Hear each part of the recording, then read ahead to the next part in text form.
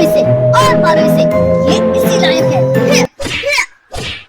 अरे मारा गया। सरपंच जी, कालिया को चोरी करते हुए हम सब ने रंगे हाथ पकड़ा है। अब इसे गांव से बाहर निकाल देने में ही हम सबकी भलाई है। तो देर किस बात की है, अभी इसे धक्के मार के इस गांव के बाहर का रास्ता दिखा दो। अरे सरपंच जी, ऐसा मत करिए, मुझे एक मौका और दीजिए, मैं दोबारा कभी चोरी नहीं करूंगा।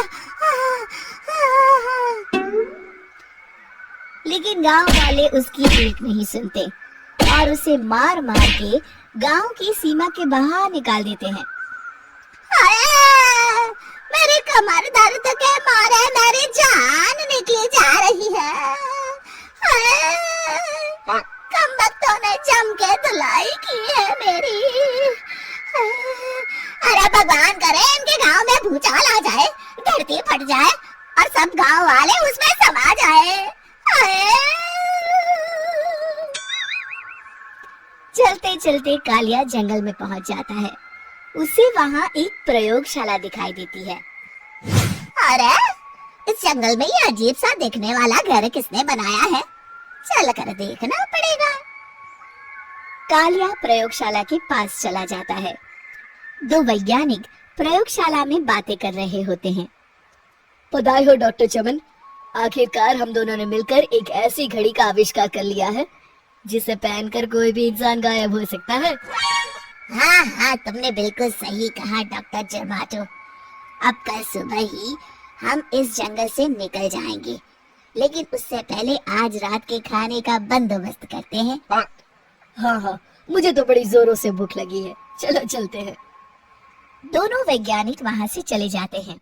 उनके जाते ही कालिया प्रयोगशाला में दाखिल होता है। अच्छा, तो ये बात है। कालिया बड़े से कांच के अंदर रखी घड़ी को बाहर निकाल लेता है और अपनी कलाई पर बांध लेता है। फिर घड़ी में लगा बटन दबा देता है। कालिया को एक जोरदार झटका लगता है।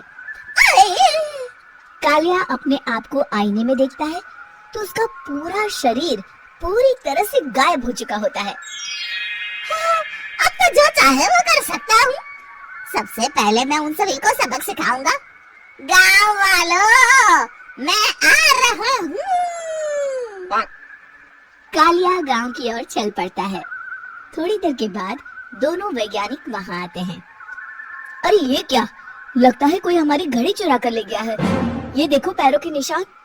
अब क्या होगा, अगर वो घड़ी किसी गलत हाथों में पड़ गई तो अनर्थ हो जाएगा। तुम चिंता मत करो, हमारी घड़ी में जो बैटरी लगी है ना, वो सिर्फ 24 घंटे चलेगी। उसके बाद वो घड़ी काम करना बंद कर देगी। उधर दूसरी तरफ गांव में सरपंच अपने घर में सो रहा होता है। तभी एक आहट से उसकी नींद खुल जाती है।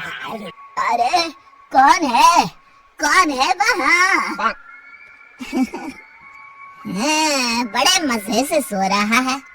आज मैं तुझे नहीं छोड़ूंगा। कालिया पास में पड़ा डंडा उठाकर सरपंच की पिटाई शुरू कर देता है। ये ले और ये ले, इसी लायक है।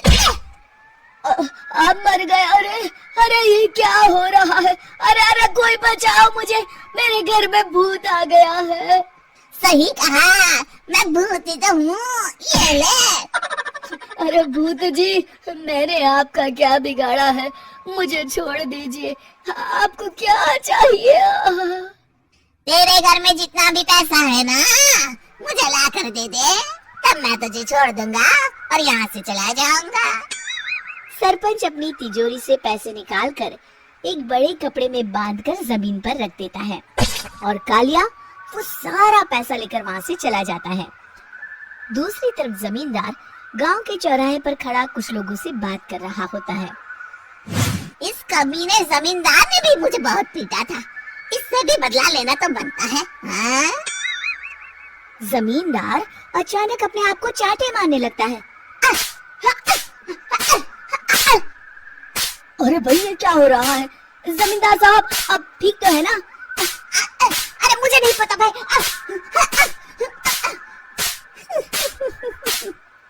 अरे मर गए रे, ये तो पक्का किसी भूत प्रेत का काम है।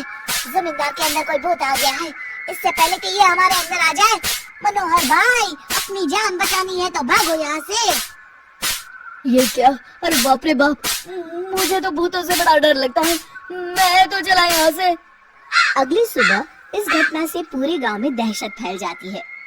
सभी गांव वाले आपस में बात करने लगते हैं। अरे भाई पता नहीं कहाँ से हमारे गांव में एक भूत आ गया है। उसने कल रात को सरपंच और जमींदार की खूब पिटाई की और उनके सारे पैसे भी लेकर चला गया। हाँ भाई हाँ, ये भूत तो मुझे बड़ा अजीब लगता है। मेरी समझ में नहीं आता कि भूत उन पैसों का करेगा क्या। अरे तेल में पकोड़े बना के तलेगा बेवकूफ। इस बात की चिंता करके कहीं वो भूत हमारे घर में ना आ जाए। तुम बिल्कुल सही कह रहे हो आर्या, मैं भी इसी बात से घबरा रहा हूँ। अच्छा, अब मैं अपने घर जा रहा हूँ। तुम सब भी अपने अपने घर चले जाओ, उस भूत का कोई भरोसा नहीं है। हाँ। तीनों वहाँ से चले जाते हैं। दूसरी तरफ कालिया सारे पैसों को एक खंडर में छुपा देता है।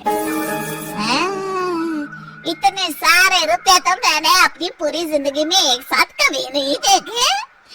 इस तरह कुछ दिनों में मैं अमीर बन जाऊंगा। आज मैं उस मोटे बब्बन को अपना शिकार बनाऊंगा। सुना है दहेज में बहुत सारे पैसे और गहने मिले हैं उसे। रात होते ही कालिया बब्बन के घर में घुस जाता है। मिल गई तिजोरी। अब जल्दी से इसे खोलकर सारे पैसे निकाल लेता हूँ। अरे खुल जा खुल जा। खुल गई। कालिया पैसे थैले में भर ही रहा था कि तभी बब्बन उसके बगल में आकर खड़ा हो जाता है। भाई क्या कर रहा है हाँ? अरे हट। अरे तेरी इतनी हिम्मत, मैं तेरे सामने खड़ा हूँ और तू फिर भी मेरी तिजोरी से पैसे चुरा रहा है। अरे मैं तो गायब हूँ, तू मुझे कैसे देख रहा है? कालिया अपनी घड़ी को देखता है। अरे इसे क्या हो गया है? हाय लगता है बैटरी खत्म हो गई। अच्छा, तो आज मैं तेरी बैटरी अच्छे से चार्ज कर देता हूँ। अरे भाग्यवान, जरा मेरा डंडा तो लाना। ये मोटा मुझे नहीं छोड़ेगा। अरे भागो। कालिया भागकर घर के बाहर जाता है। बाहर सभी गांव वाले हाथ में डंडा लिए खड़े होते हैं। अच्छा, तो तू वो भूत है। मुझे माफ कर दीजिए सरपंच जी, मैं आपके और जमींदार जी के सारे पैसे लौटा दूंगा और आज ही हमेशा के लिए ये गांव छोड़कर चला जाऊंगा। शिक्षा, बुराई ज्यादा दिन की मेहमान नहीं होती, एक दिन उसका अंत हो ही जाता है।